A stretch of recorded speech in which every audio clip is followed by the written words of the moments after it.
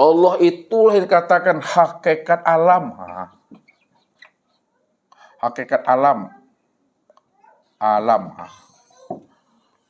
Allah itulah yang dikatakan hakikat sesuatu. Allah itu yang dikatakan hakikat hamba.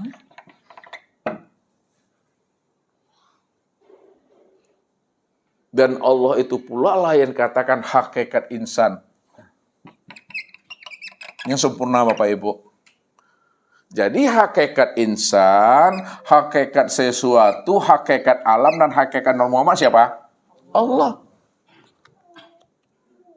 Kalaulah hakikat daripada insan, sesuatu, alam, dan normal itu adalah Allah, maka muncul bahasa kiasnya untuk mengutarakan yang sebenarnya. Bahwa sesungguhnya insan itu, sesuatu itu, alam itu, apapun bentuk rupanya, apapun namanya, itu sebenarnya bentuk lain daripada rupa diriku. Si alam nih, bentuk lain daripada rupa diriku. Atau bahasa yang selalu saya katakan, dirimu bukanlah dirimu. Karena dirimu bukanlah dirimu, karena dirimu nggak pernah ada, maka dirimu itu sebenarnya bentuk lain daripada rupa diriku. Akulah dirimu, dirimu itulah nyatanya aku. Akulah dirimu, dirimu itulah cerminan aku. Akulah dirimu, dirimu itulah bayang-bayang aku. Itu cara untuk mengungkapkannya. Dengan bahasa kias menghantarkannya.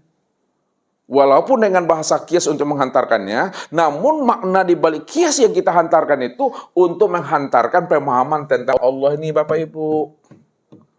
Tentang Allah ini yang sebenarnya. Karena Allah itu hakikatnya. Hakikat ibadah, hakikat zikir, hakikat terakat, hakikat amalan. Hakikat diri, hakikat alam, hakikat sesuatu Allah. Ya, Allah yang menjelaskan bahwa alam dan diri kita ini hakikatnya aku, Tuhan. Apa firman-Nya tuh? Yang sering dibaca Pak Haji, di masjid-masjid, di langgar-langgar, di surau-surau, kalau tegak bendera putih di rumah tuh.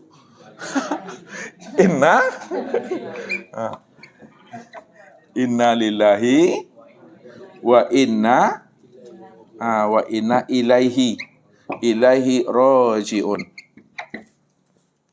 Sesungguhnya datang dari Allah dan sesungguhnya kembalinya juga kepada Allah. Maknanya yang sebenarnya, asal kamu adalah Tuhan, tetap pulang dan kembalinya jadi Tuhan. Asal dirimu aku, tetap dan pulangnya tetap jadi aku. Itu makna yang hakikat, maksudnya Bapak Ibu, itu ungkapan di dalam hati. Ya. Itulah yang dia, yang sejati. Itulah yang aku sejati. Jadi walaupun kita gunakan bahasa anta, ya, kita gunakan bahasa ana, kita gunakan bahasa huwa, hakikat daripada huwa, hakikat daripada ana, hakikat daripada anta itu siapa? Allah.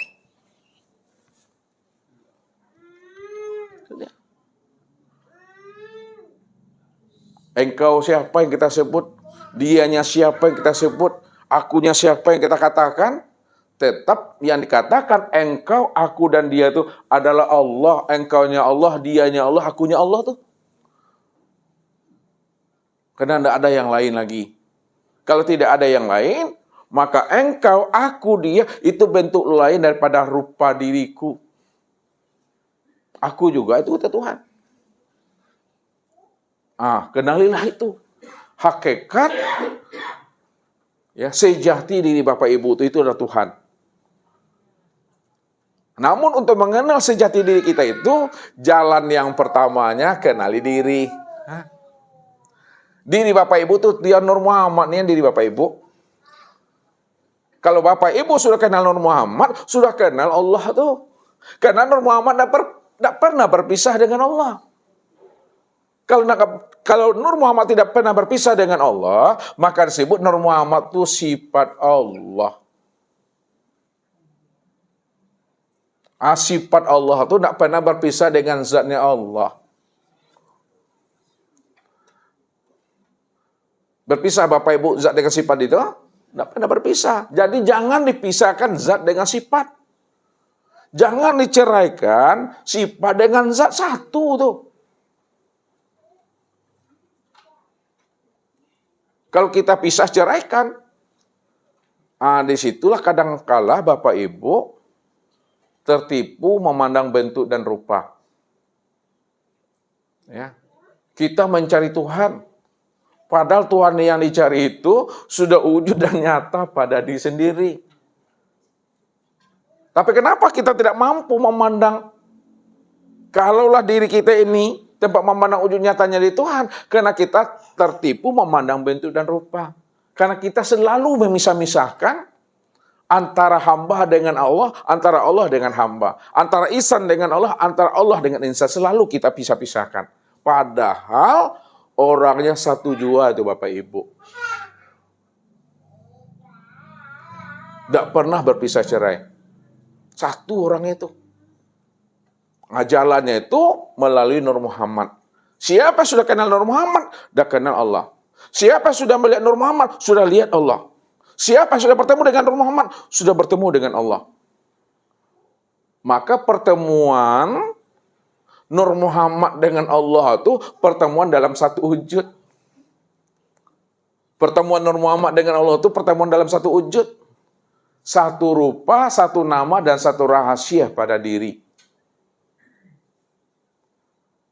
Maknanya, karena Nur Muhammad ini sudah sempurna wujud nyata rupanya, yang disebut insan, nih lihat, maka pertemuan insan dengan Allah itu pertemuan dalam satu wujud.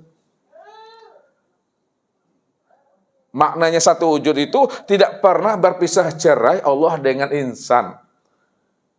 Ya, buih dengan air dengan buih nggak pernah berpisah cerai. Itu satu wujud namanya. Satu rupa namanya. Maka lakukanlah pertemuan dengan Allah itu sebelum datangnya ajal, baru dihantarkan dengan bahasa syariat. Ya. Lakukan pertemuan kita dengan Allah itu sebelum datangnya ajal, sebelum datangnya kematian, sebelum ruh itu melepaskan cangkangnya, sebelum kita itu dimandikan, sebelum kita itu dikafani, sebelum kita itu disolatkan, dan sebelum kita itu dimakomkan. Nih, kenali ini. Siapa yang tidak mampu mengenal Allah di waktu hidupnya, dialah yang sebenar buta itu Bapak Ibu. Ya, maka dikatakannya juga Allah itu gaib lagi. Disebutnya juga Allah itu batin. Padahal Allah yang gaib, Allah yang batin yang dia cari sudah wujud dan nyata pada diri sendiri. Inilah wujud yang gaib nih. Inilah wujud yang batin. Kalau boleh Ustaz bertanya sama Bapak Ibu, mesti boleh, wajib bertanya sama Bapak Ibu. Antara Allah dan diri Bapak Ibu. Kalau dua, antara Allah dengan diri Bapak Ibu. Siapa yang sebenar gaib dan siapa yang sebenar wujud? Ini berbeda pendapat ulama, Ibu. Ibu dulu. Mana yang sebenar gaib dan mana yang sebenar wujud? Yang gaib kita, yang wujud? Sepakat Ibu-Ibu? Yang nggak sepakat angkat tangannya. Bela, jangan dibela juga lagi. Kita lah yang sebenar-benar gaib. Kita yang sebenar-benar batin. Allah itu yang Allah itu yang wujud, Allah itu yang nyata, Allah itu yang zahir. Siapa yang mengatakan Allah itu gaib dan batin juga, apa namanya Pak Ib? Buto, sange. Sange itu memang buto tuh, Itu yang buto sange itu. Yang menjadi masalahnya, kalau Bapak Ibu udah paham, Allah itu yang Wujud Allah itu yang zahir, kita yang gaib, kita yang batin. Ya. Maka jangan ada keraguan-raguan lagi, jangan ada kebimbangan juga lagi. Ya. Kalau ada kebimbangan dan keraguan, gak dapat sama Ustaz lagi. Itu disebut namanya hidayah. Itu disebut namanya anugerah. Itu disebut namanya karunia. Rupanya hidayah, anugerah, dan karunia, semuanya itu tidak berasal daripada keakuan kita. Tidak pernah datang daripada diri kita. Tidak pernah datang daripada akal kita. Tidak pernah datang daripada hati kita. Tidak pernah datang daripada usaha dan ikhtiar kita. Itu semuanya datang daripada Allah. Ya. Disitulah dikatakan oleh Nabi, araftu rabbi birabbi. Aku kenal Allah karena Allah. Allah yang menanamkan hidayah ke dalam hatiku. Disitulah aku yakin dan kenal bahwa Allah itu Rabbku. Kalau Allah tidak memasukkan hidayah ke dalam hatiku, Allah tidak memasukkan nur ke dalam hatiku, maka aku tidak akan pernah yakin kepada Allah itu. Tapi kenapa aku yakin dengan Allah? Kenapa aku percaya dengan Allah? Karena Allah lah yang membuat aku bisa percaya. Allah yang membuat aku bisa yakin. Buktinya, aku yakin dengan dirinya. Maka yang mendatangkan keyakinan itu adalah Tuhan. Tuhanku yang mendatangkan yakin kepada aku. Walakinallaha habbaba ilaikumul imana wa zayyanahu fi qulubikum. Allah yang membuat kamu itu rindu. Allah yang membuat kamu itu cinta, bermanja-manja. Allah yang membuat kamu itu yakin. Di dalam hatimu, kata Allah. Jadi tidak ada yang mampu memberikan keyakinan di dalam hati kita selain daripada Allah. Karena Allah itulah yang katakan hakikat sesuatu. Karena dia adalah hakikat sesuatu, maka dialah yang bisa memberikan keyakinan. Disitulah dikatakan oleh Allah, "Famay yahdillah fahuwal muhtadi." Barang siapa yang diberikan Allah hidayah, Allah berikan dia petunjuk, Allah tanamkan nur ke dalam rahasia hakikat dirinya, fahuwal muhtadi, maka dialah orang yakin yang percaya itu. Dialah sebenar-benar orang yang mendapat petunjuk itu. Wa may yudlil falan tajidalahu waliyan mursida. Siapa yang tidak diberikan Allah hidayah dan petunjuk, tidak dimasukkan Allah nur ke dalam hatinya, maka tidak ada seorang wali yang mursyid yang mampu memberi hidayah dan petunjuk kepada dirinya. Karena wali yang mursyid bukan buya. Wali yang mursyid bukan buya. Wali yang mursyid itu Allah Azza wa Jalla. Maka Allah itulah sebenarnya hijab yang sesungguhnya. Allah hijab yang sesungguhnya. Buktinya apa kata Allah? Yahdi mayasya wa yadillu mayasya. Apa artinya itu, ibu-ibu? Yahdi mayasya. Halo? Mira? Halo Mira? Yahdi mayasya wa yadillu mayasya. Apa artinya? Gina? Kijok-kijok dan dia. Itu ada Pak Ben situ ha. Nimbang-nimbang lah teh. Apa Pak Ben artinya? Allah yang beri petunjuk. Tuh. Yahdi mayasya wa yadillu mayasya. Allah yang memberi petunjuk kepada yang dituju. Tuh. Yang dikehendakinya.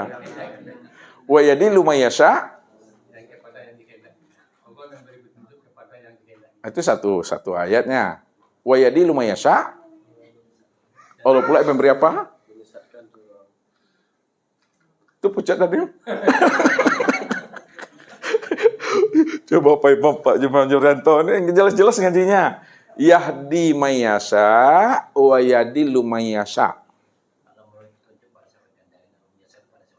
Itu dia aja. Allah memberi petunjuk hidayah kepada orang yang dia pilih, yang dikehendakinya. Dan Allah juga menyesatkan orang yang dikehendakinya, orang yang dipilihnya. Kalau Allah yang memberi hidayah, Allah pula yang menyesatkan, maka Allah itulah yang dikatakan sebenar-benar hijab bagi diri Bapak Ibu ini. Hijab apa artinya? Dinding. Yang membuat kita ini terdinding untuk mengenal Allah itu karena Allah. Allah yang membuat hidup kita ini bermasalah. Ya, Allah yang membuat hidup kita ini bermasalah. Kalau kita paham Allah yang membuat hidup kita bermasalah, kembali kepada Allah tuh. Rayu Allah tuh, goda Allah tuh. Kenapa digoda dan rayu? Karena Allah tuh pencemburu sangat. Bukti Allah pencemburu sangat, wa ja'alallahu lirajulin min qalbaini fi jawfihi. Allah sekali-kali tidak pernah membuat dua hati di dalam rongga dadamu. Jadi Allah buat satu hati dalam rongga dada kita, supaya hati kita yang satu itu benar-benar seutuhnya diserahkan kepada Allah. Jangan kita mendua hati daripada Tuhan. Supaya kita tidak mendua hati dengan Allah. Karena Allah itu pencemburu, dibuatnya satu hati. Supaya hati kita yang satu itu benar-benar merindui dirinya, mencintai dirinya. Merayunya. Allah tuh suka ingin digoda dan dirayu oleh hambanya. Itu rahasianya. Kalau kita mau menggoda Allah, mau merayu Allah, bercinta-cinta, bermanja-manja dengan Allah, mau kita mengingat Allah, apa kata Allah? Fazkuruni azkurkum. Maka jika kamu ingat aku juga selalu ingat akan dirimu. Kalau kamu cinta kepada aku lebih lagi cintaku kepada dirimu. Kalau kamu sayang kepada aku lebih lagi sayang kepada dirimu. Makanya cinta dan kasih sayang Allah itu melebihi cinta dan kasih sayangnya kita terhadap diri kita. Cinta dan kasih sayangnya Allah itu kepada kita melebihi cinta dan kasih sayangnya orang tua kita terhadap kita. Orang tua sayang enggak dengan anaknya?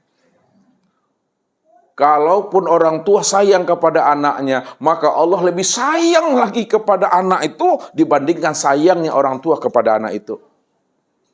Pernah diuji oleh Rasulullah, Bapak Ibu, ibu-ibu diuji oleh Rasulullah. Kebetulan ibu-ibu itu sedang menyusui anaknya. Lalu apa kata Rasulullah? Wahai ibu, ini anak siapa yang disusui ini? Anak aku ya Rasulullah. Kalau memang itu adalah anak ibu yang ibu susui, maukah ibu bunuh anak ibu nih? Ya tidak ya Rasulullah. Kenapa ibu tidak mau bunuh anak ibu ini? Karena kan ini anak aku ya Rasulullah. Ini darah dagingku ya Rasul. Aku cinta, aku sayang kepada dirinya Rasulullah. Untuk apa aku bunuh? Aku sayang kepada dirinya. Lalu apa kata Rasulullah? Kalau ibu cinta dan sayang kepada anak ibu, ingat wahai ibu, Allah lebih sayang lagi kepada anak ibu dibandingkan cinta dan sayangnya ibu terhadap anak ibu itu. Maka cintanya Allah itu kepada kita di atas segala-galanya. Buktinya kata Tuhan, siapa yang datang kepadaku dengan berjalan, aku songsong dirinya dengan berlari. Siapa yang datang kepadaku dengan sejengkal, aku datang kepada yang dengan syahaspa. Begitu Allah tuh. Ah, ini bahasanya, ini bahasa rindu, bahasa bermanja-manja namanya Bapak Ibu. Jadi artinya, kalau hidup kita bermasalah, berarti ada kurangnya kita di mata Tuhan tuh. Perbaiki iman kita. Ya, perbaiki iman, perbaiki ketakwaan kita. Artinya perbaiki ibadah kita. Ya. Nah, siapa yang mau memperbaiki imannya, mau memperbaiki ibadahnya?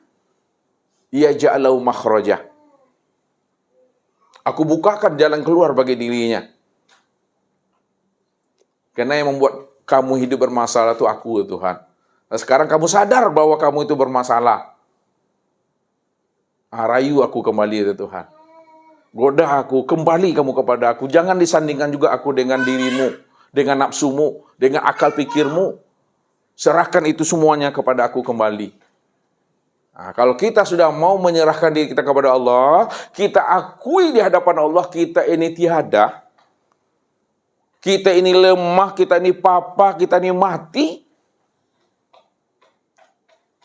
barulah selamat kita Bapak Ibu. Barulah kita aman hidup kita ini. Makanya Allah katakan, innal muttaqina fi maqamin amin.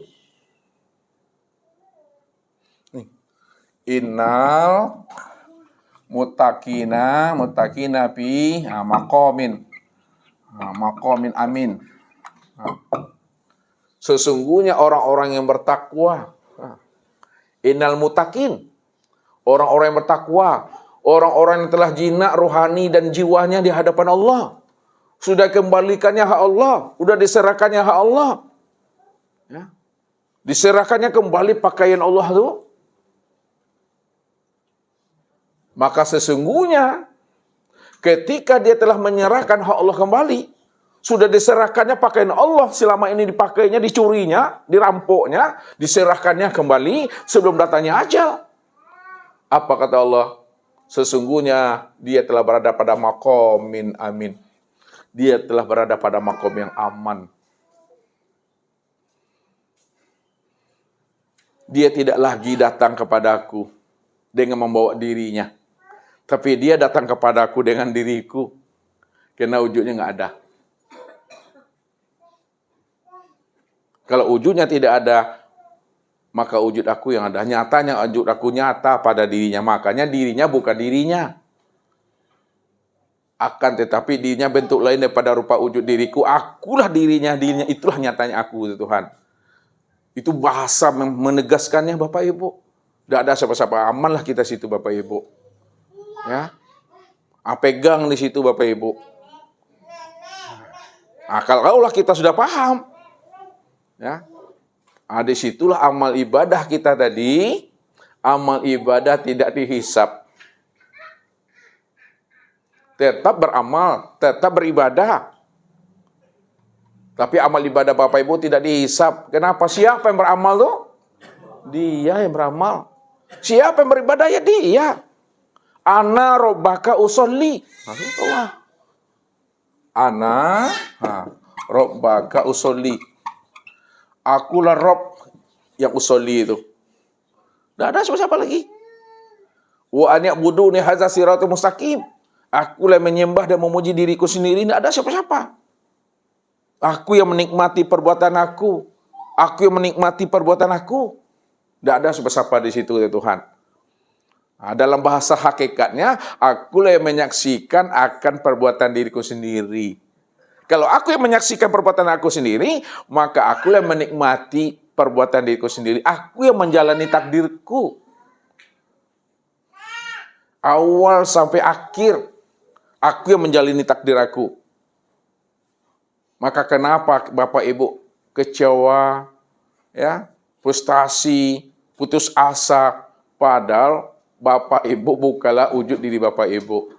Bapak Ibu itu wujud nyatanya diri Allah. Jadi tidak ada Bapak Ibu yang menjalankan takdir Bapak Ibu. Allah yang menjalankan takdir dirinya sendiri. Ini bahasa ma'rifat. Ya, jalanilah dengan baik. Sempurnakan syariat, Allah akan sempurnakan hakikat.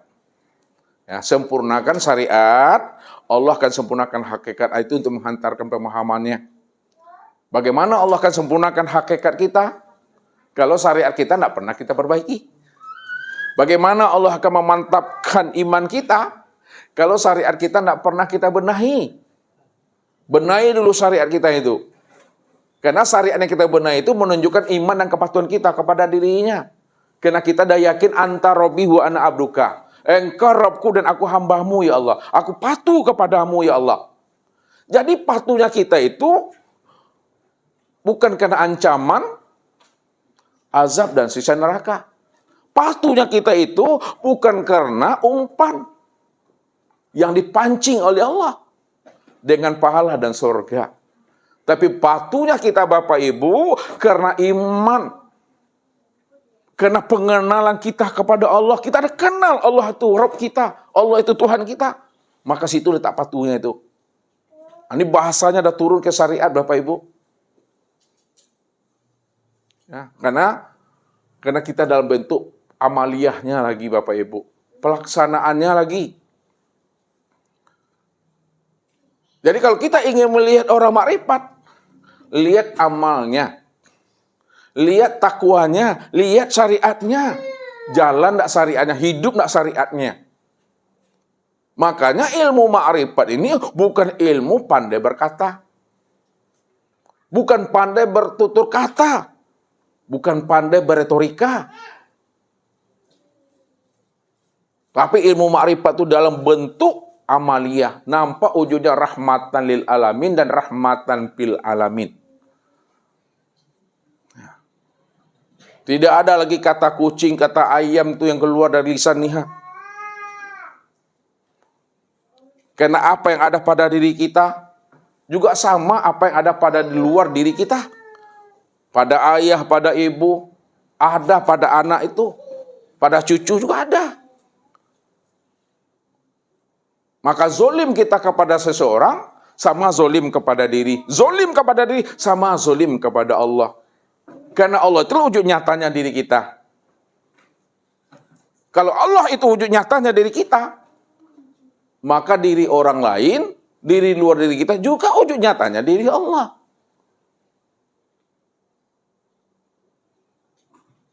Itu yang dikatakan dari Allah, bagi Allah, dan untuk Allah. Makanya di akhirat nanti Bapak Ibu, ya, di dalam hadis itu dijelaskan, ada nanti seorang manusia yang protes kepada Allah. Apa katanya kepada Allah? Ya Allah, kenapa engkau tak peduli lagi dengan aku ya Allah? Kenapa engkau cuek saja dengan aku ya Allah? Padahal aku sebut-sebut nama engkau ya Allah. Aku panggil-panggil engkau ya Allah. Tapi engkau tak peduli dengan aku ya Allah. Apa jawaban Allah Bapak Ibu? Dahulu waktu kamu hidup di dunia juga kamu tak peduli dengan aku. Kamu tak pernah hiraukan aku. Kamu juga cuek dengan aku. Lalu protes dia Bapak Ibu. Apa buktinya ya Allah? Aku ini tidak peduli dengan dirimu ya Allah. Aku cuek dengan dirimu ya Allah. Apa jawaban Allah? Ketika aku ini lapar, engkau tak pernah beri aku makan. Ketika aku ini sakit, engkau tak pernah kunjungi aku. Lalu dia protes Bapak Ibu. Ya Allah, bagaimana mungkin engkau sakit ya Allah? Lalu aku kunjungi engkau ya Allah. Padahal engkau maha pemberi kesembuhan ya Allah. Bagaimana mungkin engkau lapar ya Allah? Padahal engkau maha pemberi makan ya Allah. Maha pemberi rezeki ya Allah. Tak mungkin aku beri engkau makan ya Allah. Apa kata Allah? Ketahuilah olehmu, sesungguhnya yang lapar itu dan yang sakit itu, yang tidak kamu beri makan dan tidak pernah kamu kunjungi, itu sebenarnya adalah diriku itu. Al-insanu siri wa ana sirrahu. Sesungguhnya insan yang lapar, yang tidak engkau beri makan, insan yang sakit yang tidak pernah kamu lihat, itu aku sebenarnya. Makanya dirimu bukanlah dirimu. Akan tetapi dirinya yang sakit, yang lapar, bentuk lain daripada rupa diri aku. Akulah dirinya. Dirinya itulah nyatanya aku, Tuhan. Baru ngangu Bapak Ibu. Ngangu itu Ibu. Apa ngangu tuh? Makanya mesti dipandang Allahnya. Supaya muncul cinta dan kasih sayang. Siapa yang mampu memandang Allah, maka akan menjadi rahmat di situ. Akan menjadi nikmat. Tapi siapa yang lupa memandang Allah, akan menjadi azab dan siksa. Ya, kalau dia mendapatkan ujian dan cobaan itu akan menjadi azab dan siksa. Tapi kalau dia mampu memandang Allah di balik ujian dan cobaan, maka ujian dan cobaan itu menjadi rahmat. Kalau dia mampu memandang Allah di balik kesuksesan, maka kesuksesan itu akan menjadi nikmat. Tapi kalau dia tidak mampu memandang Allah di balik kesuksesan, maka kesuksesan itu akan menjadi istidraj. Ini memahaminya. Jadi yang ada pada di Bapak Ibu ini dalam bahasa torikatnya syukur dan sabar Bapak Ibu. Kalau Bapak Ibu belajar ilmu ma'rifat, lalu Bapak Ibu belum dapat pahamnya, berarti Bapak Ibu diuji dengan jalan sabar. Kalau Bapak Ibu belajar ilmu ma'rifat, lalu Bapak Ibu paham tentang ma'rifat itu, dapat pahamnya, maka Bapak Ibu diuji dengan syukur. Jadi yang dapat pahamnya diuji dengan syukur. Yang tidak dapat pahamnya diuji dengan sabar. Makanya jangan Bapak Ibu berputus asa dari rahmat Allah. Wala tayasu min rahmatillah. Jangan kamu berputus asa daripada rahmatku. Walaupun belum kenal kamu dengan aku. Karena yang membuat kamu kenal dengan aku itu bukan karena ilmumu, bukan karena pintarmu, karena aku belum membukakan rahasiaku pada dirimu, Tuhan. Sabar. Jadi sabarnya kita meninggikan derajat dan makom kita dan mengugurkan dosa-dosa kita. Hah? Jadi kalau kita ingin digugurkan Allah dosa kita, sabar kita menyikapinya. Biar tinggi makom itu, biar selalu kita ini bersegera untuk datang menemui dirinya. Begitu Bapak Ibu memahami ilmu ini. Jadi ilmu kita ini bukan dalam bentuk kita berdebat Bapak Ibu. Nggak ada gunanya berdebat. Ya. Ilmu kita ini bagaimana kita mencari jalan pulang dan kembali kepada Allah. Bagaimana kita ingin selamat. Jadi jangan wali-wali. Lakukan amalan ini, wiridan ini, insya Allah jadi wali. Lakukan amalan ini mudah rezeki. Siapa yang mengenal Allah, tujuannya untuk jadi wali, tujuannya untuk menjadi rezeki, tujuannya untuk dunia, maka dunia itu yang jadi Tuhannya. Ya. Jadi Ustaz tidak pernah janjikan Bapak Ibu itu mudah rezeki, mudah hidup, tidak pernah. Yang Ustaz janjikan itu adalah Allah itu. Dapatkan pemilik rezeki, itu bahasanya. Dapatkan pemilik pahala, dapatkan pemilik surga, dapatkan pemilik kemuliaan, dapatkan pemilik dunia dan akhirat, yaitu Allah. Kalau udah Allah, udah selamatlah kita itu. Ya, di situ kita patuh. Innal muttaqina fi maqamin amin. Kalau kita sudah kenal Allah, patuhlah kita, selamatlah kita tuh. Ya. Itu rahasianya Bapak Ibu. Nah, inilah memahami ini. Kalau kita dah paham, insya Allah amal kita menjadi amal daimun, amal kita disebut namanya amal ma'rifat. Inilah amal yang diterima. Inilah amal yang berkekalan. Inilah amal daimun. Mati nanti kita Bapak Ibu, insya Allah tidak membangkai. Ya, insya Allah tidak membusuk. Insya Allah tidak dimakan oleh cacing tanah. Kalau kita tahu siapa diri kita yang sebenarnya. Tapi kalau kita tak mengenalkan diri kita, belum ditanam dah hancur, membusuk. Ya, dah berbaur Bapak Ibu. Nah, jadi jangan mau kalah dengan burung perkutut. Burung perkutut tuh matinya tak pernah bangkai dia. Ya, mana yang hobi burung di sini? Kenapa burung perkutut itu tak matinya tak pernah membangkai, membangun dia? Karena dia turun naik napasnya berzikir kepada Allah. Bunyinya berzikir. Apa bunyinya tuh? Kir, kir, kir, kir. Hu. Zikir tuh. Zikir aku Allah. Memahaminya dengan kolbu, dengan rasa, dengan petunjuk. Diberi Allah kita ilmu hikmah, diberi Allah kita ilmu laduni, baru kita terbuka rahasia itu. Jadi hu, kayaknya hu, tapi itu zikir dia sebenarnya Bapak Ibu. Ya. Perhatikanlah, ambillah ilmu, ambil iktibar, ambil pelajaran pada alam ini. Supaya kita mengerti siapa diri kita ini yang sebenar-benarnya. Nah, jadi kalau kita sudah mengerti akan diri kita, insya Allah sudah pahamlah kita dengan Tuhan yang sebenar-benarnya. Apa sebabnya kita bisa mengenal Tuhan? Karena diri kita ini adalah tuh. Itu kesimpulannya tuh. Nah, coba disimpulkan lagi. Ini agak naik sedikit channelnya.